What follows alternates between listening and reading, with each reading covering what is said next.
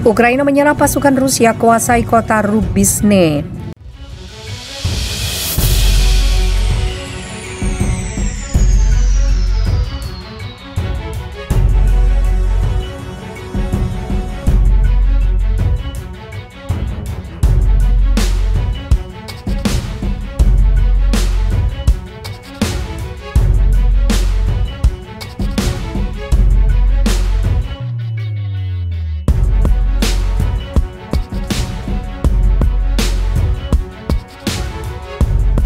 Setelah berminggu-minggu bertempur dengan militer Rusia, pasukan Ukraina dilaporkan akhirnya menyerah dan keluar dari kota Rubizhne di Luhansk pada Jumat 13 Mei.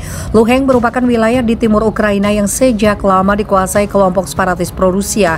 Sejumlah video yang beredar di beberapa media lokal menunjukkan pertempuran sengit antara tentara Rusia versus Ukraina di pinggiran kota industri pada hari Kamis 12 Mei. Sebuah jembatan yang menghubungkan Rubizhne dengan kota tetangga Severodonetsk telah dihancurkan.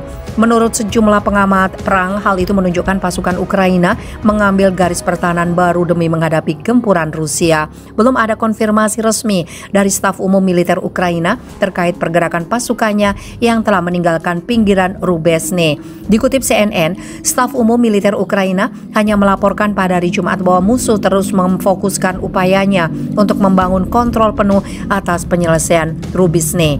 Pejabat Ukraina melaporkan sebelumnya sebuah kota dekat Rubizhne mayoritas telah dikuasai Rusia. Dalam analisis terbarunya, Institute for the Study of War juga mengatakan pasukan Rusia kemungkinan menguasai hampir semua Rubizhne pada 12 Mei. Kemungkinan telah merebut kota Voivodivka, utara Severodonetsk. Pasukan Ukraina terus mempertahankan Severodonetsk yang telah dihantam oleh tembakan dan serangan udara Rusia selama berminggu-minggu. Sekitar 15.000 warga sipil diperkirakan masih berada di Severodonetsk dari total 100.000 penduduk sebelum invasi berlangsung.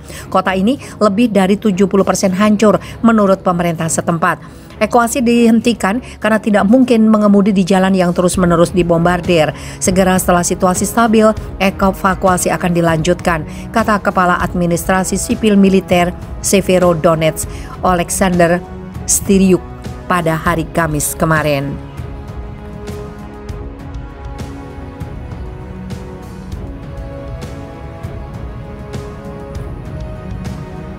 Lakukan konfrontasi, tentara Azov lari terbirit-birit bertemu pasukan Chechnya di Mariupol.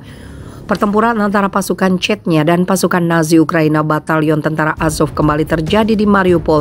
Dalam sebuah video yang diunggah akun Telegram @Timzov pada 10 Mei 2022 terlihat sekelompok tentara Azov keluar dari persembunyiannya di Azovstal untuk kembali melakukan perlawanan terhadap pasukan Chechnya di Mariupol.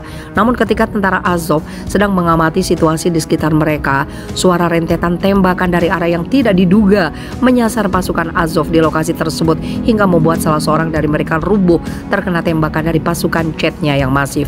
Sambil berlindung, tentara Azov perlahan-lahan mulai mundur dan berlarian berusaha menghindari konfrontasi langsung dengan pasukan Ramzan Kadyrov di lokasi tersebut. Diketahui bahwa pasukan Azov di Mariupol telah sepenuhnya terkepung pasukan Rusia dan Chechnya. Satu-satunya perlawanan dari pasukan Azov Ukraina hanyalah berasal dari area pabrik baja Azovstal yang dijadikan sebagai benteng terakhir pasukan Zelensky di Mariupol. Pada Rabu 11 Mei, invasi Rusia ke Ukraina sudah memasuki hari ke-77 sejak serangan pertama dimulai pada 24 Februari 2022 lalu. Dilaporkan jika Rusia masih menggempur berbagai wilayah di Ukraina lewat serangan udara, salah satunya ke pabrik Azovstal di Mariupol. Seorang tentara pejuang Ukraina di lokasi tersebut memberitakan jika lantai pertama dan kedua di bunker persembunyian di pabrik Azovstal mengalami kebakaran akibat serangan udara dan bom dari pasukan Rusia. Wakil Perdana Menteri Ukraina Irina Vereshchuk mengatakan jika di persembunyian bunker Azovstal masih terdapat ribuan tentara termasuk ratusan yang luka-luka. Dalam keterangan seorang tentara Ukraina di Azovstal, Kapten Sviatoslav, yang mengatakan jika masih ada 600 tentara Ukraina yang terluka dan membutuhkan perawatan medis. Namun, walau evakuasi sebelumnya telah dilakukan oleh kerjasama antara Rusia, Ukraina, dan UN, namun masih belum seluruhnya dapat dievakuasi. Saat kloter evakuasi pertama digelar, 500 warga telah diangkut ke Zaporizhia. sisanya masih bertahan di bawah pabrik baja Azovstal di Mariupol. Sebelumnya, pada tanggal 10 Mei 2022, Kementerian Pertahanan Rusia mengklaim jika tentara separatis pro-Rusia di Luhansk atau yang dikenal pejuang LPR telah memasuki wilayah perbatasan administratif di wilayah Luhansk, Ukraina Timur untuk terus memukul mundur tentara Ukraina.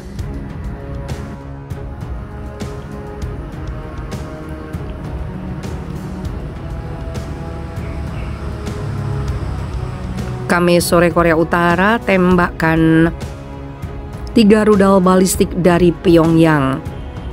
Korea Selatan mengatakan Korea Utara menembakkan 3 rudal balistik jarak pendek ke arah laut pada Kamis 12 Mei dalam rangkaian demonstrasi senjata terbaru tahun ini.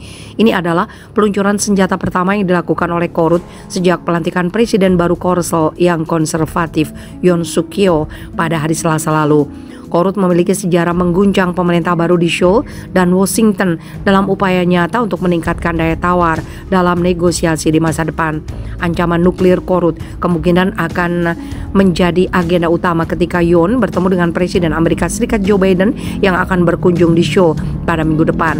Korsel dan Jepang merilis rincian penerbangan serupa dengan mengatakan senjata itu menempuh jarak sekitar 350 sampai 360 km pada ketinggian maksimum 90 sampai 100 km. Baik Korsel dan Jepang mengutuk peluncuran dari wilayah ibu kota Korut pada Kamis sore itu. Rudal itu jatuh ke perairan antara pantai timur Korea Utara dan di luar zona ekonomi eksklusif Jepang, kata Menteri Pertahanan Jepang Nobuo Kishi seperti dikutip dari AP.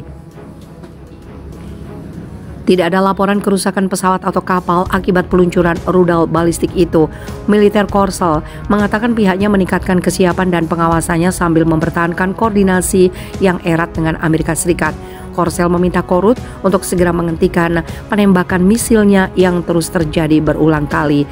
Sebuah pernyataan yang dikeluarkan setelah pertemuan yang dipimpin oleh Penasihat Keamanan Nasional Yoon Kim Sung Han mengatakan Korsel akan mencari tindakan praktis dan keras bekerja sama dengan komunitas internasional untuk menanggapi ancaman Korut yang semakin meningkat. Dalam beberapa bulan terakhir,